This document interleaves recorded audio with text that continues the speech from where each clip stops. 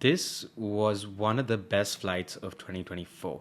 Emirates Business Class has been one of the most controversial business class products. Compared to the likes of Etihad and Emirates, this is probably one of the worst Middle Eastern flagship business class hard products. But somehow, Emirates managed to redeem themselves to be one of the best flights of the year. So let's talk about it.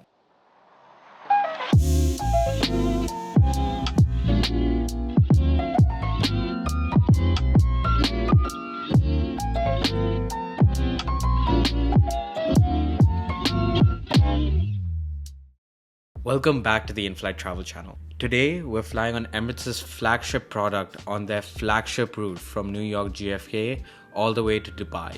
Check-in begins at the first class check-in area. Just walked in because it was closer and both premium lines were empty.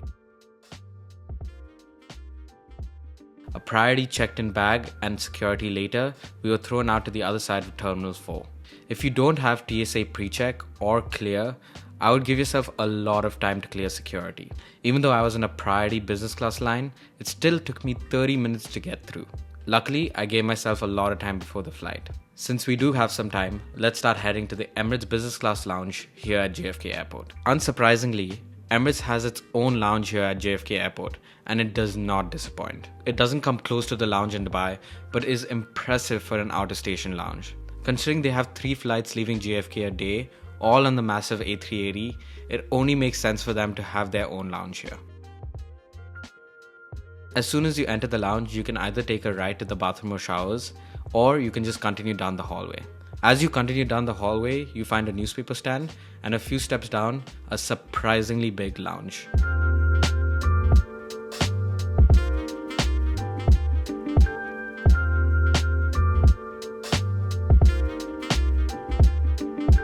There are an incredible amount of seats and is divided into a section for dining and lounging. Even when the lounge was at full capacity, about 15 minutes before boarding time, this lounge still felt like it had plenty of room. There is a business center at this lounge in case you want to get some work done or get something printed. This lounge really won me over when I found out you had apron views. It gave the whole lounge an airy and open feel.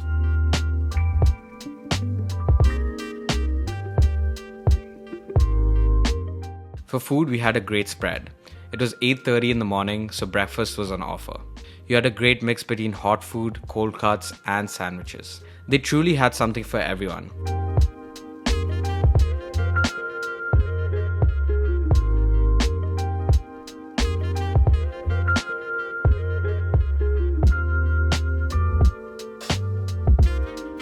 I grabbed myself some breakfast and still had some time before boarding, so I moved over to the lounge chairs. Moving over to the bathrooms in the lounge, these were great too. You had bathrooms that were stocked with towels, and the showers were great too. Luckily, I came in from a hotel this morning, so I did not need one, but it's great to see you have it in case you want it.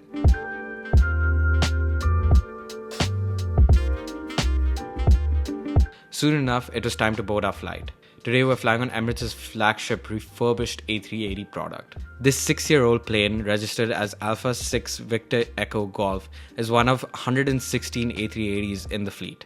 This A380 is equipped with 14 first class seats, 76 business class seats, 56 premium economy seats, and 338 economy class seats, totaling 484 seats. Currently, Emirates has one of the most streamlined fleets in the industry, only consisting of A380s, 777s, and the newly introduced A350s. They do have the 777X and 787 on order, with delivery supposed to be starting in summer of this year. But let's see if that comes to fruition. Welcome to Emirates' newly refurbished business class. Business class is staggered in a 1-2-1 layout, allowing aisle access from every seat. There is nothing functionally different about the old business class versus the new one, but rather just the refurbishment of the seats.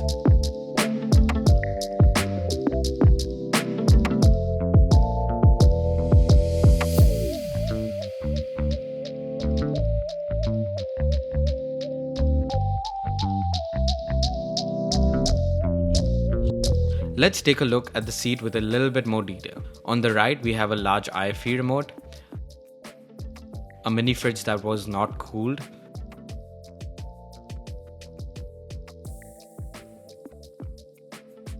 some storage area, slippers and eye mask,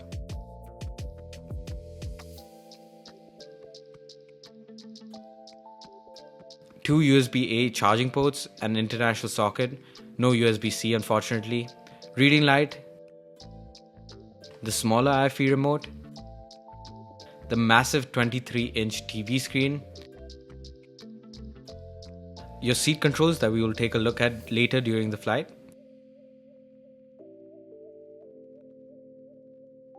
this extremely plush pillow,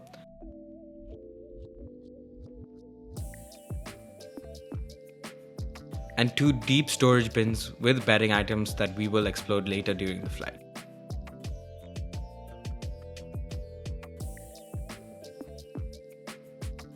A hot towel and pre-departure drink later, we were pushing back 10 minutes early for our flight over to Dubai. I live between Dubai and Toronto, so I've flown Emirates more times than I've flown any other airline by far. I've flown them on a mix of economy class and business class, and service has always been a mixed bag. I sometimes have crew that was subpar all the way to the best crew I've experienced. On this flight today, from the moment I boarded, I was greeted by name, and the purser personally came to introduce herself and let me know that she was going to be taking care of me during this flight. I've flown Emirates business class before on similar length flights and have not received the same treatment that I got with today's flight. Either way, I was not complaining. The crew on this flight were on the top of their game. Emirates have been in the process of refurbishing a lot of their planes to create consistency between all products. The 777, which is arguably Emirates' worst business class, are now getting retrofitted with the same business class seat as you see here, as well as a premium economy cabin. The A350s also follow a similar design language, with the A350s receiving a slight modernization of one of the seats that we're sitting in right now. This update is overdue, as the 232 on the older 777s just weren't competitive with Qatar Airways and Etihad around the corner. Either way, let's enjoy this takeoff from JFK International Airport.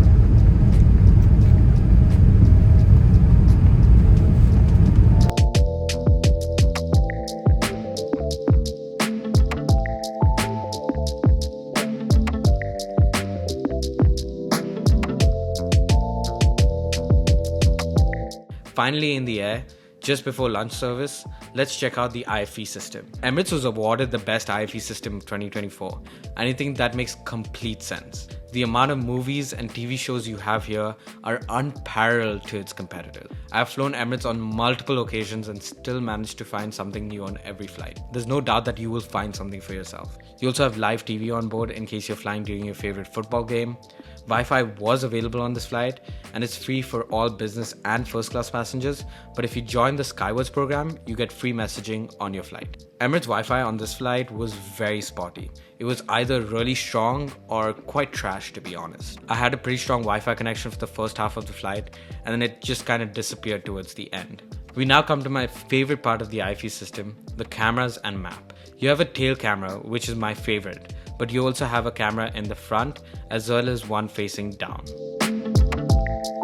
I wish the maps were a little bit more configurable as it plays through a set show, but quite informative either way. Business class only has washrooms in the back of the cabin, as the front of the cabin is reserved for first class. These washrooms are pretty standard, but come with some nice Bulgari amenity. The first class washrooms is where the real fun is, but unfortunately we do not have access to that cabin today.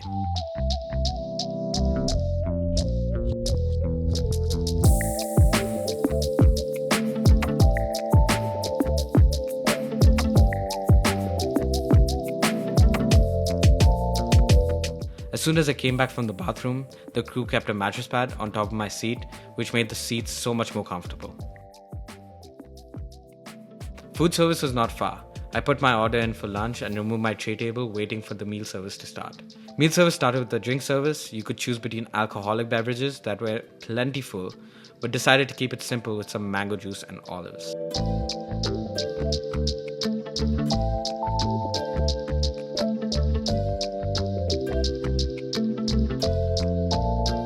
Starters began with an Arabic meze. And yes, I'm watching Despicable Me. This was okay.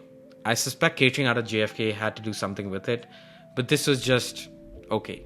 All of this was served with cold pita bread and a salad.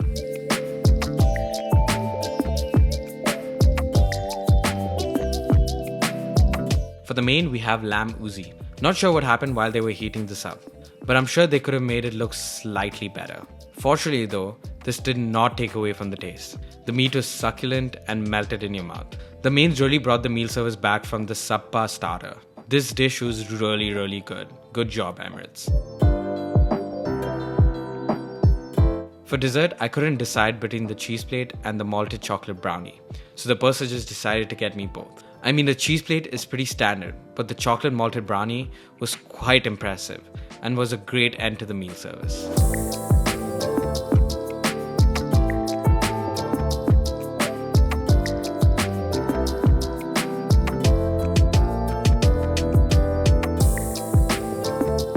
With food service done, it was time for a little bit of shut-eye to adjust myself to the arrival time zone. This was my horrible attempt at setting up the bed, but the blanket and pillow were quite comfortable. I still find Etihad's business class blankets a step above Emirates' blankets, but still quite comfortable for this flight. Legroom in the footwell was quite roomy, especially for how narrow it looked in the beginning. Emirates also give you pajamas to change into for your flight. I did not use them on this flight, but have used them in the past and they are incredibly comfortable. They have this stretchable material that is great if you want to get some sleep. Either way, I'm gonna catch a nap and see you on the other side. Good morning. After about a 4-hour nap, I decided to freshen up. But before that, let's take a look at the amenity kit we have on board. This amenity kit comes stacked with deodorant, a shaving kit, a dental kit, tissues, creams, perfume, earplugs, a comb, and a lip balm. After freshening up, I decided to take a look at the bar and see what that's like. The onboard bar is only accessible if you are a first class or a business class passenger. Qatar Airways, Etihad, and a few other airlines do offer onboard bars on their A380s, but just because of the sheer amount of A380s Emirates has, it's the easiest one to get access to. It's a great place if you want to change of pace from your seat and grab a drink or snack. There's usually crew here, so it's a great opportunity to have a chat with them as well. I did feel a bit peckish after returning to my seat, so decided to have the chicken tikka wrap from the snack menu. This was served with some lemon water on the side. This was good. It had some great flavor to it and kept me pretty full until breakfast time. A couple of office episodes later, we were soon approaching the last leg of this flight. Breakfast service commenced an hour and a half before landing, and I chose to go with the waffles. These were good, but nothing exceptional. I mean, breakfast is one of the worst meals on flights, but either way, the fruits were quite fresh. I also got myself a coffee, which I knew was needed if I was gonna get through the whole day in Dubai. Something to mention here as we do come to the tail end of this flight is that Emirates does offer chauffeur services from and to the airport for business and first class passengers. But this is only provided if you are on a full fare business class ticket. This was unfortunately not a full fare business class ticket, but a ticket that I booked with miles. This chauffeur service does not even apply if you decide to upgrade your ticket from an economy ticket to a business class ticket. Soon enough, we were approaching our descent into Dubai, and I think this is a great time to give you my final thoughts on this flight. The hard product on this flight is probably the least impressive compared to Qatar and Etihad's flagship products. This is assuming that you're flying on both Etihad and Qatar Airways' flagship products. This isn't a bad seat by any means. Qatar just has the edge when it comes to the sliding door and the overall ergonomics of the seat. Etihad with their business class studio also provide a modern seat with a closing door that Emirates does not have. This seat did also feel slightly narrow compared to the competitors, which is kind of unfortunate. Where Emirates really shines is their consistency, or at least their best attempt at it. Regardless of plane type, you know that you're going to receive the same seat. This isn't completely true yet, but with the retrofit to all 777s receiving, as well as the 1-to-1 cabin and the new A350s with a slight modernization on the same seat, you can be rest assured that you're going to be on the same plane with the same seat. The same can't be said for Qatar Airways and its infamous equipment swaps. One second you can be booked on a plane that has Q seat, and the next you can easily be equipment swapped for a plane that has an old 222 layout. The soft product on this flight was on a whole new level. My purser always looked after me. kept checking up on me in case I need anything, and just took the flight from a good flight to one of the best flights I've had this year. Unfortunately, I can't say that you'd get the same great treatment that I've gotten due to the lack of consistency in service that I've gotten over the years. But at the same time, it's so easy to see why so many people choose to take Emirates. The combination of a consistent hard product matched with top tier service made this flight one of the best. The food on this flight was overall good. Some dishes were better than others, but there's just so much to this flight that made it memorable. If you pay for a full fare business class ticket with Emirates, they make sure the experience starts from when you have to be picked up to the airport all the way to when you have to be dropped off to your final destination. The lounge provided in JFK Airport was great, especially considering it was an outer station lounge.